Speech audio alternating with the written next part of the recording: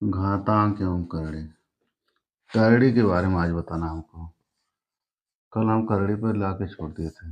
करड़ी का अगर करड़ी लगा हो किसी संख्या पे तो हम इसका मतलब उस संख्या का मूल ज्ञात करना होता है। ठीक। अगर किसी संख्या पर करड़ी लगा हो, जैसे करड़ी के संकेत को, अगर उसमें दो संकेत, कई संकेत हैं, घात होती है करड़ी, 2 घात की करड़ी, 3 घात की करड़ी, 4 घात की करड़ी, 5 घात की करड़ी, अर्थात 2 घात की करड़ी का मतलब वर्गमूल। वर्गमूल मतलब दूसरा मूल, या इसका मतलब है घनमूल है। क्या? घनमूल है। चौथा मूल ज्ञात करना हमको। 4 घात की करड़ी का मतलब, 5 घात करड़ी का मतलब पांचवा मूल।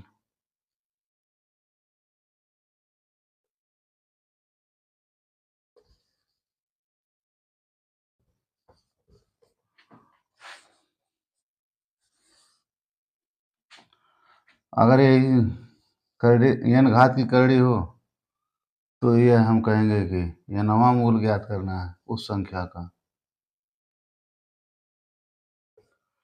यहाँ पे विशेष ध्यान देने की बात यह है कि लोग कहते हैं करड़ी की घात। करड़ी की घात अगर लग गई तो करड़ी की घात अगर लगाई ही गई है तो वह ऊपर होगा, ऐसे जो समान संख्याओं के अनुसार लगाती है। इसलिए हम कहते हैं n घात की करड़ी, n घात की करड़ी, 2 घात की करड़ी, 3 घात की करड़ी। तो 3 घात की करड़ी मतलब घनमूल। n घात का मतलब उस संख्या का nवां मूल ज्ञात करना है। ठीक। अब देखते हैं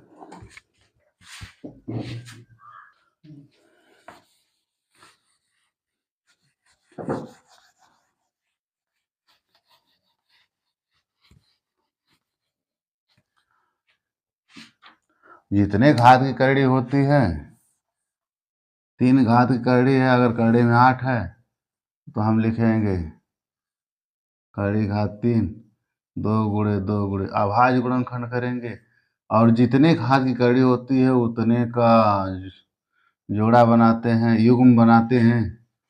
इसके बाद उसमें से एक संख्या बाहर लिख लेते हैं, अर्थात 8 का घनमूल या तीसरा मूल जो होगा 2 होगा। ठीक। अगर मान लेते हैं यह 64 है और इसकी घात 6 है तो हम लिखा सकते हैं इसको 6, 2 × 2 × 2 × 2 × 2, 2×4 × 8 × 16 × 32 × 64। इस 6 में से एक बाहर आ जाएगा, एक जो 2 है वह बाहर आएगा। अब देख रहे हैं 64 का 6वां मूल जो है 2 के बराबर होगा। अब देख लेते हैं इसी प्रकार से, अगर करड़ी की 4 घात की करड़ी है और इसमें 81 है तो हम इसमें क्या करेंगे, 81 का सबसे पहले गुणनखंड अभाज्य करेंगे तो यह हो जाएगा 3 × 3 × 3 × 3 इन चारों युग्मों से एक केवल 3 बाहर आएगा। ध्यान रहे यह इसलिए भी होता है, नियम दूसरा भी है, देख लेते हैं। यह जो है हम लिख सकते हैं 81 की घात 1/4। हम इसे 81 को लिख सकते हैं 3 की घात 4, उसके सभी की घात 1/4। आपने पढ़ा है आगे घात के नियम के आधार पे कि किसी घात युक्त राशि के ऊपर घात हो तो घातांकों का परस्पर गुणा कर लेते हैं। अब यहाँ पे हो जाएगा आपका 3 की घात 4 गुणे 1/4 होगा। अब पूर्णांक और भिन्न से गुणा करेंगे तो पूर्णांक जो है वो अंश में गुणा करता है तो 4/4 हो जाएगा, 4 से 4 कैंसिल हो जाएगा, 3 की घात 1 हो जाएगा, 3 की घात 1 का मतलब 3 होगा। यह घातांक के नियम से हल हो जाएगा, ऐसा होता है। ठीक।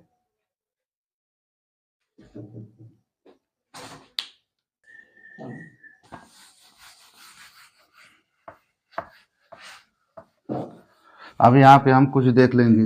घातांक और करड़ी पर आधारित प्रश्न, छोटे छोटे जो कंपटीशन में आते हैं।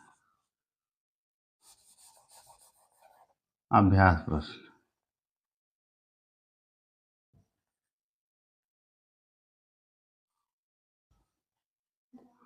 क्वेश्चन नंबर 1,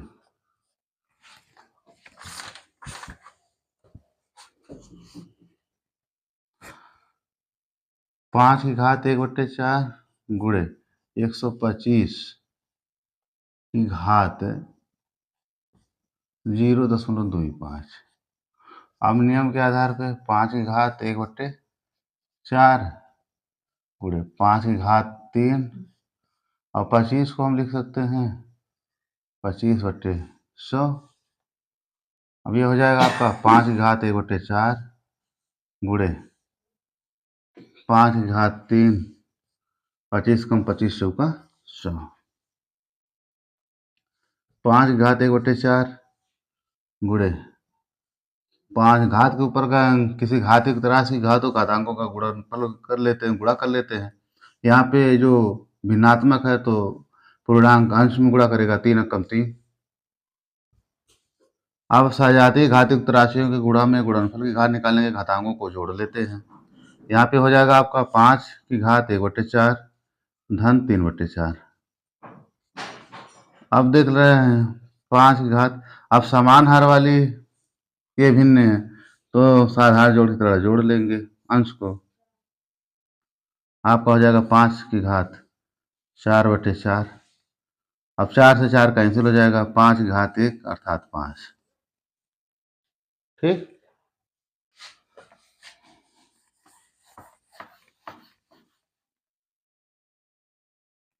एक सवाल देख लेते हैं। अगर दिया गया है 2 घात 6x - 3 इक्वल 8, तो यहाँ पे हम लिख लेंगे 2 की पावर 6x - 3 इक्वल 2 की पावर 3। 8 को हम लिख सकते हैं 2 घात 3।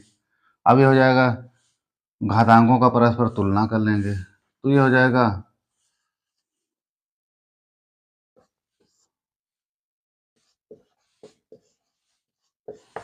6x - 3 equal 3। अब 3 जाके उधर जुड़ जाएगा, 6x इक्वल 3 + 3 हो जाएगा। x बराबर हो जाएगा 3 धन 3 6/6 हो जाएगा। x बराबर हो जाएगा 6 कम 6।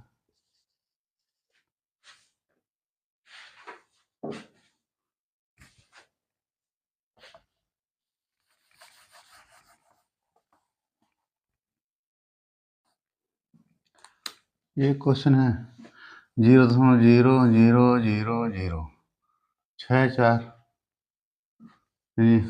घात 2/3 बड़ा क्या होगा। ध्यान रहे हम इसे लिख सकते हैं 64/10,00,000 लिख सकते हैं।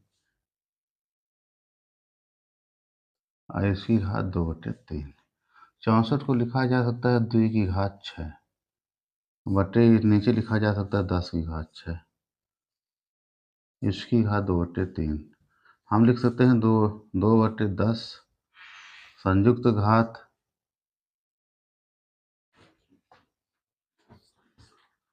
6 और पूरे की घात 2/3। ये हो जाएगा 2/10 की घात 6 गुणे 2/3। 3 कम 3 दूना 6, 2 दूना 4, 2 की घात 2/10 की घात 4 हो जाएगा। अब इसे हम आगे बढ़ा देंगे, ये हो जाएगा 2 गुणे 2 गुणे 2/10 गुणे 10 गुणे 10। ये हो जाएगा 16/10,000। 4 अंक में 10 0.000016। ठीक।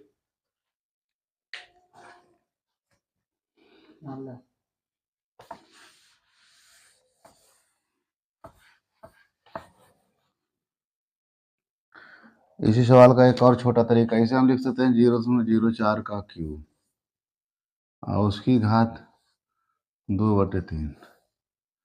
ये हो जाएगा 0.04 की घात 3 गुणे 2/3। 3 से 3 कैंसिल हो जाएगा, अब हो जाएगा 0.04 की घात 2। ये हो जाएगा 0.0016। ठीक।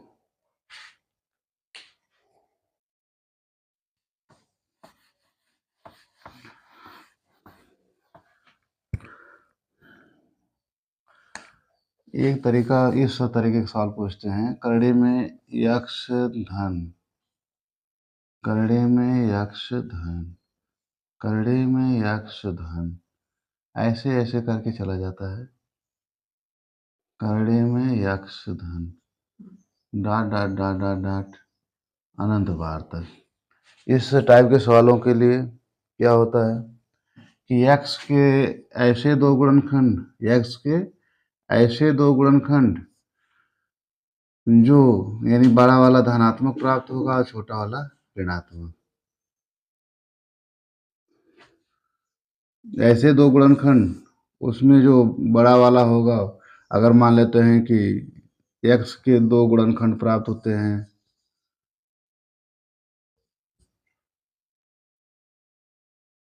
खंड जिसमें एक भाज्य होगा एक अभाज्य होगा, तथा एक जो यम बड़ा होगा n से, तो यम इसका हल होगा, यम इसका क्या होगा, हल होगा।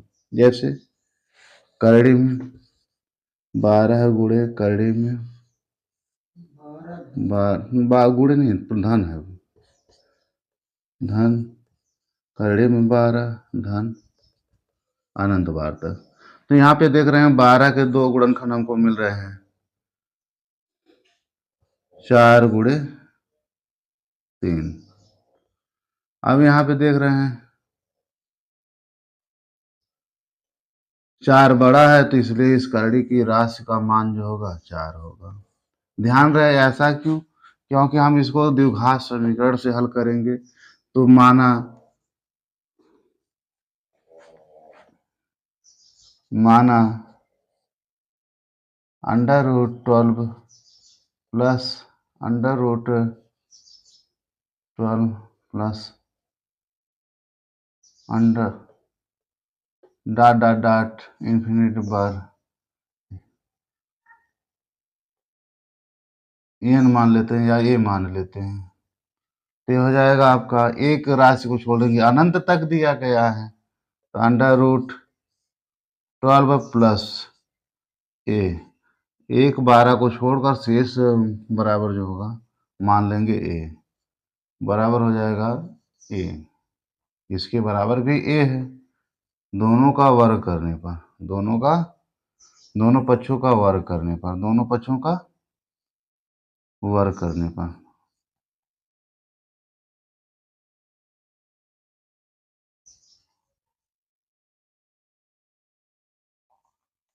यह हो जाएगा आपका 12 धन a बराबर a की घात 2।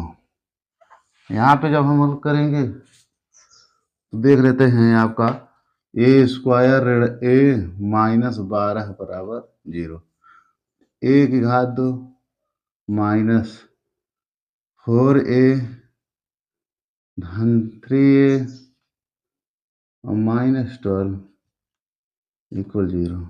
यहाँ पे देख लेते हैं a बाहर आ जाएगा, a माइनस 4 हो जाएगा, प्लस 3 का हम लेंगे तो a माइनस 4 हो जाएगा, बराबर 0। a ऋण 4, दूसरे क्वेश्चन में a धन 3 बराबर 0। यहाँ पे a के दो मान प्राप्त होते हैं, एक 4 होगा, दूसरा है ऋण 3 होगा। जो धनात्मक वैल्यू है वही इसका परिणाम होगा। दूसरा तरीका और है, एक और इसी टाइप का पूछता है सवाल, √30 minus √30 minus √30 minus dot dot dot infinity बार। तो यहाँ पे 30 के दो गुणनखंड प्राप्त होंगे, 6 पच्चे 30, एक भाज्य और एक अभाज्य। ध्यान है क्रमागत में भी ये होता है। तो यहाँ पे वहां पे जब धनात्मक था तो हमने कहा था बड़ा गुणनखंड ले लेंगे, जब ऋणात्मक होगा तो यहाँ पे छोटा गुणनखंड ले लेंगे। ठीक, तो यहाँ पे देख लेते हैं। माना यहाँ पे द्विघात समीकरण से हल करके दिखा दे रहे हैं। अंडर रूट 30 ऋण अंडर रूट 30 ऋण डॉट डॉट इनमिटिव बार मान लेते हैं ए। ये आपका हो जाएगा अंडर रूट 30 माइनस ए बराबर ए, वर्ग करेंगे तो 30 ऋण ए बराबर ए की घात 2, इधर से करड़ी खत्म हो जाएगा। अब यहाँ पे देखेंगे ए स्क्वायर धन ए ऋण 30 बराबर 0। ए के दो गुणनखंड धन 6 ए ऋण 5 पे माइनस 30 इक्वल 0। यहाँ से देखा ए कॉमन, ए धन 6, यहाँ से ऋण 5 कॉमन, ए धन 6।